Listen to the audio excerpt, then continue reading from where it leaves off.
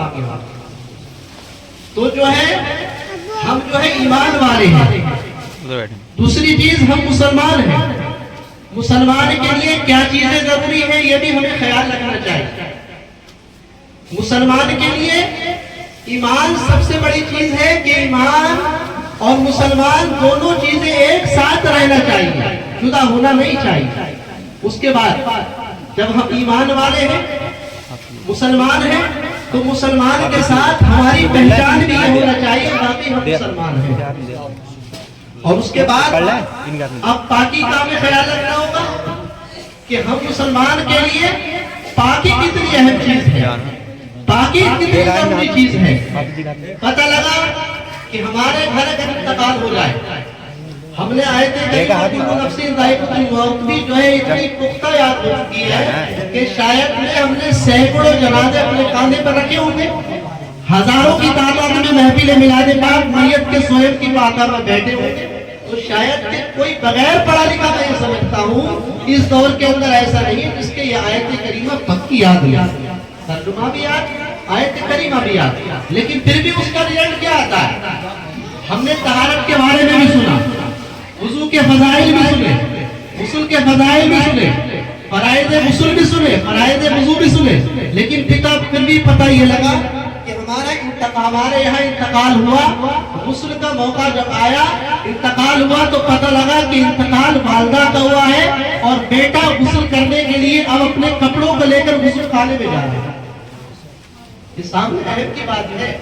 اب یہ بتائیں ماں کا انتقال ہوا اور بیٹا اب غسل کرنے کے لیے سامنے جا رہا ہے, تو بتائیں کتنے پکے ایمان کی علامت ہے.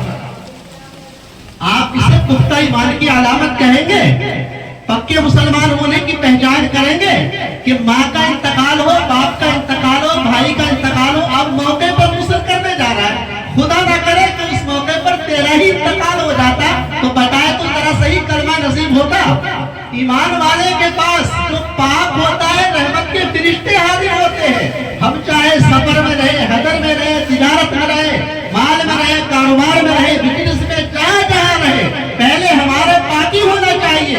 پاک اگر ہم ہیں تو اس کے لیے ہمارے لیے جب پاک ہمارے پاس ہے, خدا نہ کرے کسی حادثے کے ہم شکار ہو جائے, پہلے تو ہم موت کی تمنا یہ کریں, 20 مرتبہ موت کو یاد کیا کرے. حضرت ام المؤمنین عائشہ صدیقہ رضی اللہ تعالیٰ عنہا ارشاد فرماتی ہے جو 20 مرتبہ صبح سے شام تک بغیر کسی عذر کے موت کو یاد کر لیتا ہے تنہائی میں بیٹھ کر, تو اس کا حشر شہیدوں کے ساتھ ہوگا.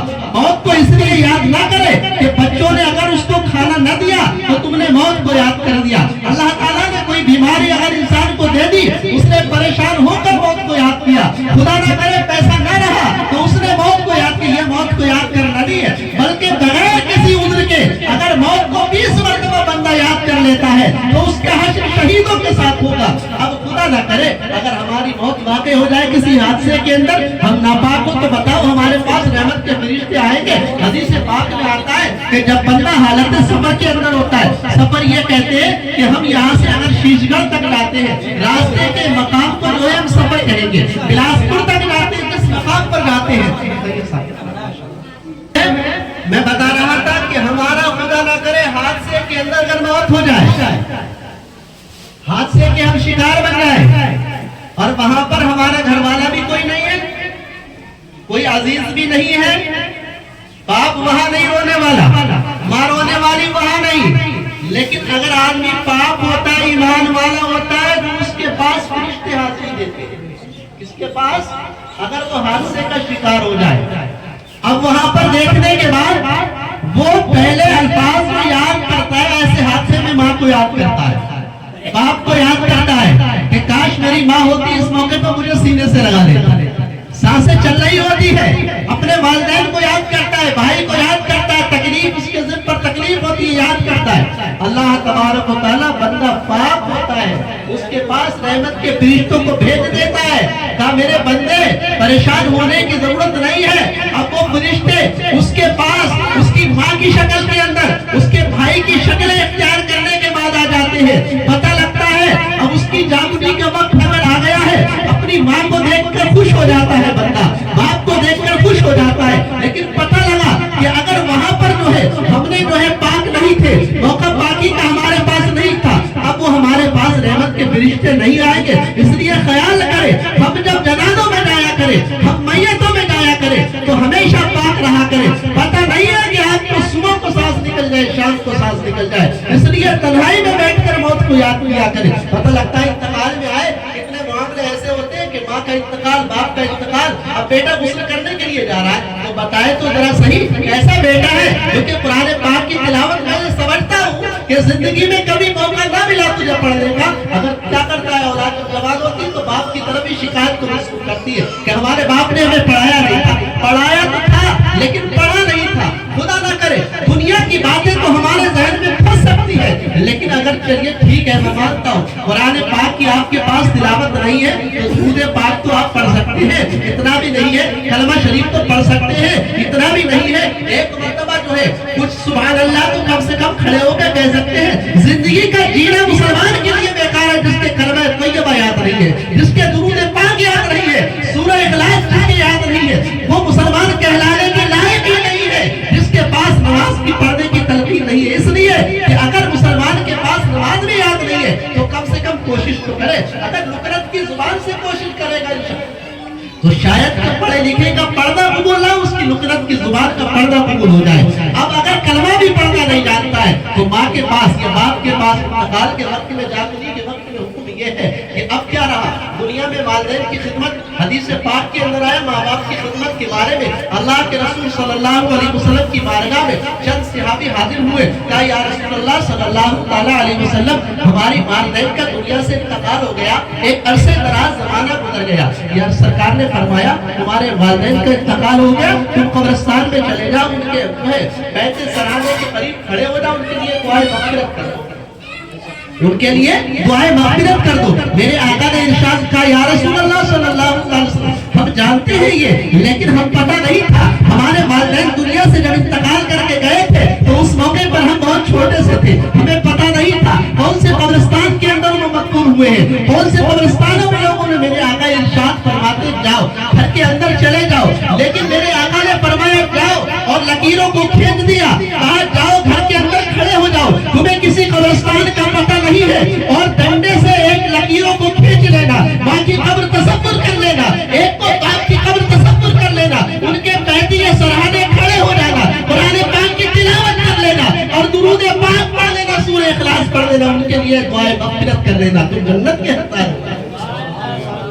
اب دنیا میں رہنے کے بعد کوئی سجدے پہ سجدہ کرتے ہیں، مسجد کی جانواز چٹائی توڑ دے، لیکن والدین راضی نہیں ہے، وہ سوچے جنتی بن گیا، جنتی نہیں ہو سکتا. کوئی سوچے خانہ کعبہ کا طواف کر لے، والدین اس سے راضی نہیں ہے تو کبھی یہ بھول میں مت رہنا. والدین اگر ناراض ہے دنیا کے اندر تو جنت کی تجھے ضمانت نہیں ملی ہے. اور ماں باپ راضی ہے، آج ہم اور آپ کیا چیز ہے، ہمارے والدین کیا چیز ہے. حضرت موسیٰ علیہ السلام اللہ کے نبی، اللہ کے پیغمبر ہے. حضرت موسیٰ علیہ السلام جب آج ہم گھر سے چلتے ہیں والدین کی دعا لے کے ہمیں چلنا چاہیے. آج ہم جا رہے ہیں والدین کو ہم نے چھوڑ دیا، ہم جو ہے امام صاحب کے پاس، یہ سید صاحب کے پاس، یہ مزار کی خانقاہ کسی بزرگ کے پاس پہنچے، کہا میں سفر کے لیے جا رہا ہوں، کاروبار کے لیے دعا کر دینا. تو میں سمجھتا ہوں سید صاحب کی دعا بھی ضروری ہے آپ کے لیے، آل رسول کی، امام صاحب کی دعا بھی ضروری ہے، لیکن جو ماں کے دل سے دعا نکلے گی باپ اس کے دل سے نہیں نکل سکتی. سفر کے لیے اللہ کے پیغمبر حضرت موسیٰ علیہ السلام جانے کے بعد کوہ طور پر رب سے ہم کلام ہوتے، حضرت موسیٰ علیہ السلام تیزی سے چلے جاتے. لیکن جب والدہ کا انتقال ہو گیا رب کی طرف سے پیغام آتا ہے میرے نبی جب تم جو ہے کوہ طور پر آتے تھے بے کھٹک ہو کر چلے آتے تھے، کیونکہ جب تم کوہ طور پر آتے تھے تمہاری دعا کرنے والی ماں دنیا میں حیات تھی. آج ماں کی سایہ تمہارے سر سے اٹھ گیا ہے، اے موسیٰ میری بارگاہ میں آؤ، سنبھل کے چل کے آنا. تو وہ اللہ کے نبی تھے جن کی شان یہ تھی رب سے ہم کلام ہوا کرتے تھے. آج ہم اور آپ ہیں، والدین کی خدمت ہمیں کرنا چاہیے، ان کی دعاؤں کو سہارا لے کر چلنا چاہیے. اس لیے دنیا سے چلے گئے، اب ہم جو ہے مسجد کے نمازی بن جائے، خانہ کعبہ کے حاجی بن جائے، طواف کر لے، عمرہ کر لے، کوئی بھی صحیح پروگرام کر لے، لیکن والدین کو ہمیں راضی رکھنا ضروری ہے. والدین کے ناراضی سے جو ہے رب راضی نہیں رہتا ہے، اللہ کے رسول راضی نہیں رہتے ہیں. اور اگر والدین ہمارے راضی ہیں تو ہماری دنیا اور آخرت دونوں کامیاب ہے. اس لیے ہمیں چاہیے والدین کی محبت میں سب کچھ خرچ کریں، لیکن دنیا سے جانے کے بعد اگر ہم نے خرچ کیا، دنیا سے جانے کے بعد دنیا میں رہے ہم نے علاج و معالجہ نہ کرایا، جانے کے بعد اگر ہم پاتا میں سب एहतराम करें। तो हमारे फायदे से उन्हें सवाब तो मिल रहा है, सबका हो रहा है, लेकिन वो सवाब उन्हें मिलना चाहिए था, वो नहीं मिला जो सामने से देख के खुश हुए। इसलिए हमें ये चाहिए कि हम अपने गुनाहों की माफी मांगे। अगर हमने वालिदैन के साथ कोई बेअदबी हो गई है तो उनकी कब्र के करीब जाए, बार बार उनसे माफी मांगे, जैसे वो जिंदगी में सुनते हैं हमारे मोमिनीन, बाद इंतकाल के लिए बातों को सुनते हैं, जवाब नहीं। इसलिए हम दुनिया में रहे, वालिदैन को राजी रखें, दुनिया में रहे, उनके बासे में बरसी भी कराए, फाता भी कराए, सब कुछ कराए। लेकिन मैं ये समझता हूँ कि खाने से कहीं ज्यादा अच्छा ये है कि बेटा थोड़े से कुरान पाक की तिलावत कर ले रोजाना, या एक सूरत पढ़ दे, एक आयत पढ़ दे, एक हरफ पढ़ दे और वालिदैन के लिए दुआ कर दे, तो उसका एक हरफ पढ़ना वालिदैन के लिए काफी होगा। जरूरी ये है कि माँ बाप की खिदमत करें, हमें काम करें। दुनिया से मुझे भी जाना है, आपको भी जाना है, पहले मैं भी अमल करूं और आप भी उस पर अमल करें। अल्लाह ताला मुझे और आप सबको उस अमल की तौफीक अता फरमा और परवरदिगार मेरे इस मुख्तसर से बोलने में हिदायत के मौके पर मुझसे गलती हो गई, मैं तौबा